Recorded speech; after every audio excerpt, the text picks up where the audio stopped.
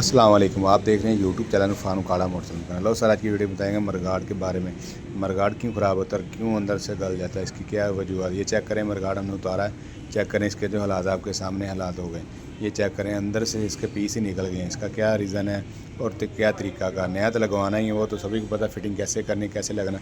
अब नया लगाने से पहले इसको मरगाड को आप ऐसा काम करेंगे जिससे आपका मरगाड जल्दी से ख़राब नहीं होगा और रंग संग नहीं पड़ेगा। पहले ये मरगाड आपको चेक करवा चुका हूँ।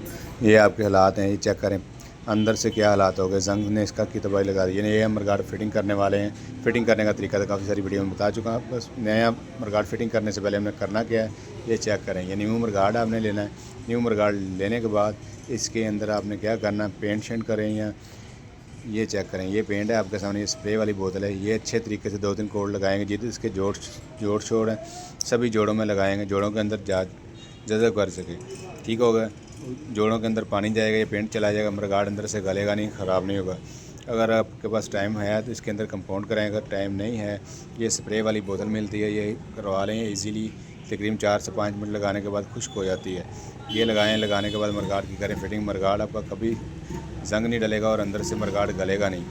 ये तरीकाकार है नया मरगाड फिट करने का और लगाने का।